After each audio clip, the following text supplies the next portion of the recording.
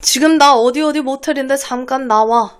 지금 남편 있어서 못 나가. 형님, 수지가 형님 때문에 겁나서 못 나간다고 하니 좀 더 리얼하게 자는 척 좀 해주세요. 아무도 없는 수지 누나의 집에 쳐들어가 몰래 아들의 머리카락을 챙겨 집을 나왔고 곧장 아는 지인이 운영하는 병원에 친자검사를 관련해 질문을 좀 하니 보건복지부에서 운영하는 민간검사 기관이 있다고 해서 거기서 필요한 서류와 채무 발송 뒤 2일이 지나 나는 이메일과 팩스로 검사 결과를 확인한 날 결과는 역시 98%의 높은 싱크로율을 자랑하는 결과가 나오게 된 거야. 근데 다른 남자랑 결혼한 거야? 완전 뻐꾸기였네. 그 남편은. 불쌍해라. 내가 검사를 해봐야겠다고 마음을 다잡은 계기는 리조트에 수지 아들과 수지랑 놀러갔을 때 미래 끝 헤어지면서 마침 당일 리조트에 오고 있는 누나의 가족들이랑 마주치게 된 거야. 아주 우연히 잠깐 인사를 나눌 수 있는 순간이 있었는데 갱년기를 맞이하는 아줌마라도 여자의 촉은 무섭다고 했을까? 엄마야, 자 웃기네. 아들이랑 닮았는데 안 그래 수지야? 라는 말을 그날 리조트에서 누나한테 말을 했다고 전해 듣는 순간 친자검사를 해야겠다 마음을 먹은 계기가 된 거야. 그렇게 친자라는 사실을 알고 나서 마침 수지는 경기도에서 사업을 접고 남편과 같이 본가 도시로 내려와 시외곽의 아파트에 이사를 왔고 수지의 가족들 중 다른 남자의 새끼를 지 새끼라고 믿으며 살고 있는 남편에게는 이 사실을 알려야겠다는 결심을 하게 된 거야. 수지와의 만남은 없지만 전화통화는 매일 같이 하며 남편 욕을 해댔고 나는 남편이 싫으니 네가 좋아라 하는 수지의 가스라이팅을 참아가며 남편의 직장과 자주 가는 장소 등을 얼추 알게 됐어. 직장은 신상에 관련돼 알려줄 순 없지만 평범한 회사원이었어. 조금씩 천천히 거사를 치를 준비를 하며 평소처럼 전화를 하던 중 그때 당시 08년에 유행하는 노래를 틀며 옛날 생각난다. 이 멘트로 시작해 우리는 서로 추억에 젖어드는 대화를 하던 중 20대 때 내가 군에 처박혀 있을 때 왜 결혼을 갑작스럽게 하게 된 거야?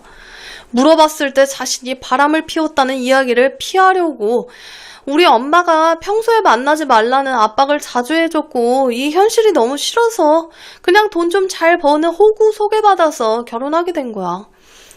라는 충격적인 사실도 알게 된 거야. 즉 임신을 했는데 아이가 생겨서 지우긴 싫으니 나는 군대에 있고 당장 현실을 도피하기 위해 결혼이라는 도피처를 삼은 게 아닐까라는 생각이 들더라고. 그렇게 수지와의 통화를 끊고 바로 엄마 집으로 가서 대화를 하는데 대화 내용은 엄마, 나 군대에 있을 때 여자친구 수지 기억나?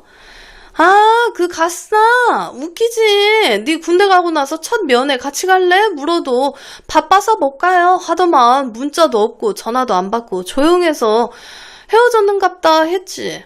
그럼 엄마가 만나지 말라고 뭐라 했어? 술 됐니? 쓰잘데기 없는 소리 하려면 집에 가서 자라.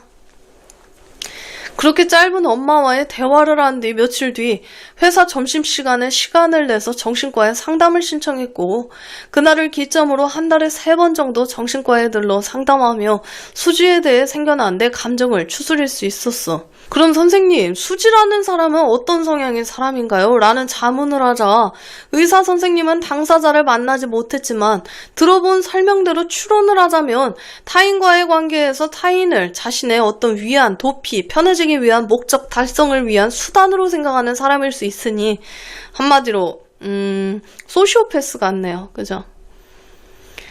가까이는 지내는 게 좋아 보이진 않다고 얘기하는 거야. 그 말을 끝으로 정신과를 나왔지. 한 번 더 폭로를 결심하게 된 계기가 돼. 며칠 뒤 그 주 주말에 용기를 내서 수지가 사는 도시로 차를 몰고 달려갔고 차를 몰면서 수지와 통화를 하며 남편 지금 어디 있는지 언제쯤 오는지 은근슬쩍 물어봤지. 몰래 온 아파트 주차장에 대기하며 남편이 오기를 기다리던 중 야 진짜 스펙타클하다. 드디어 어떤 아저씨가 아파트 동에 들어가는 걸 확인했고 급하게 달려가 부르며 저기요, 이야기 좀 하실래요? 수지 남편 되시는 분이죠? 라는 질문과 함께 우리는 근처 공원으로 간 다음 대화 끝에 예상은 했지만 아주 놀라운 사실을 알게 된 거야. 남편은 결혼 전 수지와의 시간은 일주일에 5일 정도 관계를 나눴고 임신한 사실을 알게 되어 어쩔 수 없이 발목이 잡혀 결혼을 하게 되었다고 해. 준비가 되지 않은 상황에서 급하게 하게 된 결혼이라 벌어둔 돈 모두와 시댁에 손을 벌려 신혼집을 마련하게 됐고, 그렇게 신혼집에서 신혼부부처럼 지내다가 임신한 뒤 시간을 보냈던 건 일절도 없었고, 오히려 사람을 가축 보는 듯한 시선과 냉대만 있고, 집에 와도 너무 외로우니 늘 술로 속을 달래는 날들이 늘어났고, 부부 대화는 단절, 월급날 돈만 가져다주고, 집에서는 남처럼 지내지만 아들과는 정말 부자관계처럼 지내고 있고, 주변 지인들과 가족들이 함께 모이는 날에만 서로 말을 살갑게 하며 쇼윈도 부부처럼 지내고 있다는 이야기를 듣자 진짜 너무 불쌍하다. 나는 가방 안에 있던 종이 몇 장과 1부, 2부, 3부의 이야기를 남편에게 사실대로 말하게 된 거야. 저 또한 이 여자한테 놀아났다고 생각하니 화가 많이 나서 사실을 알려드리겠습니다. 혹시나 법정에 서시게 되면 외도남 증인으로 출석하겠습니다. 죄송합니다. 라고 말하니 분노할 거란 남편의 반응은 기대치가 없어서 기대값을 예상하기라도 한 듯 술 한잔 사겠습니다. 한잔 하시죠. 라며 남편과 나는 조용한 이자카야에 들려 술 한잔, 2잔 기울이며 08년도에 어떤 일이 있었는지 처음부터 기억을 되돌리려 노력했고, 술 한잔 걸치다 보니 급 친해져 통성명부터 제대로 해가며 형님 동생 하는 사이가 되자 진짜 너무 드라마 같다. 우린 어떻게 복수할까라는 고민에 한 가지 계획이 나왔고, 그날 술을 엄청 먹고 잠수를 탄 남편은 나와 술을 먹고 평소처럼 집에 들어가 아들과 같이 자러 들어갔어. 침대에서 남편은 동생, 계획대로 도착하고 내 지인이 운영하는 모텔에 들어가면 장소랑 연락 알려줘. 문자를 받자마자 바로 수지에게 연락을 했어. 지금 나 어디 모텔인데 잠깐 나와. 지금 남편 있어서 못 나가. 그리고 내가 이유 없이 저번처럼 오지 말라고 했지. 못 봐. 돌아가. 기다릴게. 그 와중에 남편과 번갈아가며 문자를 계속하고 있었고, 형님, 수지가 형님 때문에 겁나서 못 나간다고 하니 좀 더 리얼하게 자는 척 좀 해주세요. 오케이. 몇 시간 뒤 새벽 2시쯤 나도 슬슬 계획을 잡고 자려고 눈이 감길 때쯤 수지한테 전화가 왔어. 왜 이렇게 동네에서 가까운 모텔을 잡았어? 소문나게! 라는 말과 함께 나는 통화를 하며 남편한테 형님 출발했습니다. 연락드릴게요. 그때 들어오시죠. 라며 남겼고, 수지가 모텔에 도착한 뒤 나는 최대한 시간을 끌며 형님의 모텔 도착 문자를 기다렸고, 도착이라는 문자가 뜨자마자 바로 시간을 보내며 밖에서 대기하던 형님은 소리를 듣자마자 모텔 마스터키로 들어와 사진을 찍어대기 시작했고, 한바탕 볼륨 건거 파티를 한 뒤 나는 옷을 바로 입고 그 자리에서 나가게 됐어. 스펙타클하다 진짜. 수지는 그날 손이 발이 되도록 싹싹 빌었고 이혼 절차를 밟아 양육비니 어쩌니 전현한테는 한 푼도 주기 싫다고 했으나 양육권은 아이의 선택이 더 중요시 여겨지니 자연스럽게 수지가 양육권을 갖게 됐지만 사기 결혼이라는 혐의로 다른 소송을 남편은 주비했고, 나는 두 소송에서 관련돼 증인으로 출석을 해 몇 번의 법정과 진흙탕 싸움 끝으로 이후 수지는 오히려 남편에게 7천만 원이라는 양육권 등을 포기, 모든 사실을 알려주고 조금이라도 이 현실을 벗어나게 해준 나에게 고맙다는 말을 했고, 지금은 나와 아주 가까운 형동생 사이로 지내고 있어. 이 인연이 아직도 이어진다는 것도 참 신기하죠. 총 4부에 걸쳐서 재미없는 이야기지만 아우 스펙타클했습니다. 끝까지 업로드해준 현이님과 현이 라디오 구독자분들께 감사의 말을 전하고 싶고, 내 이야기는 3부 마지막에 혹시라도 알아볼까 무서워 허구가 80% 진실이 20이라는 말을 남겼는데 사실은 반대지. 지금도 왜 그때 수지 누나는 결혼을 결심했을까에 대한 궁금증이 있긴 하지만 진실을 말해도 못 믿는 상황에 달하니 지난날을 돌이켜 사연을 쓰는 내 심정을 우연히 본 동화 잠자는 숲속의 공주의 교훈을 몇 자 적어볼게. 잠자고 있는 여자를 발견할 시 잘못 건드렸다간 인생 심하게 망한다. 여러분들도 순간의 유혹에 못 이겨 자고 있는 여자 잘못 건드렸다가 피해보는 일이 없기를 바래. 그럼 여기까지 감사합니다. 라면서 앞자리 말고 뒷자리로 가서 이야기할래요? 그리고 잠시 후 그녀가 말하는 거야. 잠깐 안아봐도 돼요?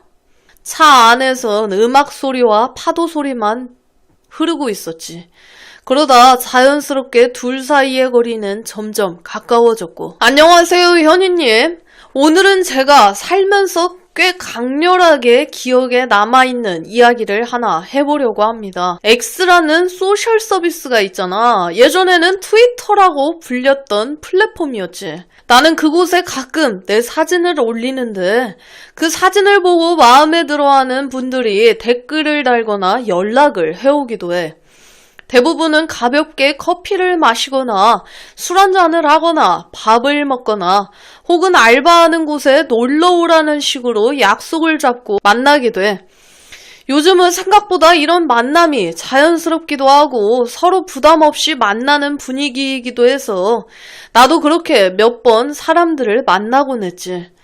그리고 오늘 이야기는 그렇게 시작된 만남 중에 내가 아직도 기억하는 한 여자에 대한 이야기야. 그날은 여름이었고 비가 내리던 날이었지. 평소처럼 나는 내 사진을 올리고 댓글을 달아주는 사람들과 가볍게 이야기를 나누고 있었어. 그때 한 사람이 댓글을 다는 거야. 오늘 커피 한잔 하실래요? 나는 그냥 가볍게 비도 오는데 다음에 마셔요 라고 답했어. 그러자 그 사람이 이렇게 답하는 거야. 지금 비 안 오는데요? 그 말을 계기로 대화를 하기 시작했어. 프로필 사진을 보니 나이는 20대 중반쯤으로 보였고 피부가 하얗고 슬림한 체형에 남자들이 귀엽다고 말할 만한 스타일이었지. 그래서 그냥 가볍게 커피 정도는 괜찮겠다 싶었어. 사실 그날 나는 이미 다른 약속이 하나 있었는데 그 약속이 생각보다 빨리 끝나 집에 들어가기엔 조금 아쉬운 상태였거든. 그래서 그냥 이야기나 해볼까 하는 마음으로 대화를 이어갔어. 이야기를 조금 나누다가 그녀가 갑자기 말하는 거야. 우리 집 근처로 올 수 있어요? 나는 조금 당황했지만 어차피 차로 20분 정도 거리라 가볍게 나가보기로 해. 그렇게 운전을 해서 그녀의 집 근처에 도착을 하게 됐고 연락을 하자 곧 내려왔지. 사진과는 조금 달랐지만 오히려 사진보다 더 어려 보이는 얼굴인 거야. 그래서 내가 물어봤어. 사진보다 어려 보이는데? 그러자 그녀가 웃으면서 말을 해. 저 20살이에요. 나는 순간 놀랬지. 나는 그때 30대 초반이었거든. 그래서 속으로 연애 같은 건 절대 아니겠구나 생각했고 그래도 이미 만난 김에 커피라도 마시고 이야기나 하자 싶었어. 카페가 문을 닫을 시간에 가까워져 드라이브 스루로 커피를 받아 근처 바닷가로 이동을 하게 됐지. 여름밤에 바닷가는 습하고 끈적한 공기가 남아있었지만 그래도 바람이 조금 불어서 분위기는 나쁘지 않았어. 차 안에서 음악을 틀어놓고 우리는 이야기를 시작했지. 처음에는 서로 가벼운 이야기를 했지만 곧 그녀는 자신의 이야기를 털어놓기 시작해. 알고 보니 2년 동안 사귀던 남자친구와 3개월 전에 헤어졌다고 하는 거야. 그리고 그 일이 너무 힘들어서 요즘은 잠도 잘 못 자고 아르바이트도 쉬고 있다고 했어. 집에서는 괜찮은 척하지만 속으로는 많이 힘들었다고 하더라고. 그러다 우연히 내 사진을 보고 며칠 동안 내 글을 읽다가 용기 내서 만나보자고 했다는 거야. 그렇게 이야기를 하던 중 그녀는 눈물을 보이기도 했어. 나는 그냥 조용히 이야기를 들어줬지. 한참 이야기를 하고 나니 조금 마음이 편해진 건지 그녀가 내 손을 잡으며 말하더라고. 오늘 제 이야기 들어줘서 고마워요. 그 뒤로 우리는 서로에 대한 이야기를 조금 더 나눴지. 그러다가 그녀가 말하는 거야. 앞자리 말고 뒷자리로 가서 이야기할래요? 조금 의아했지만 나도 그냥 그러자고 했어. 그렇게 우리는 차 뒤쪽으로 자리를 옮긴 뒤 그렇게 한동안 조용히 앉아 있었어.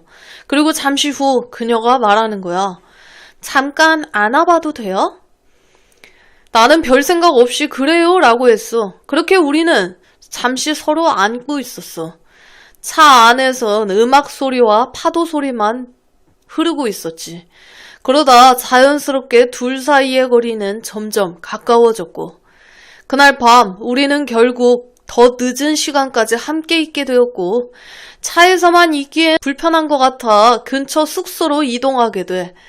처음에는 그냥 쉬려고 했지만 어느 순간 분위기가 바뀌었고, 서로에게 끌리는 감정이 생기면서 그날 밤은 예상과는 전혀 다른 방향으로 흘러가게 됐어.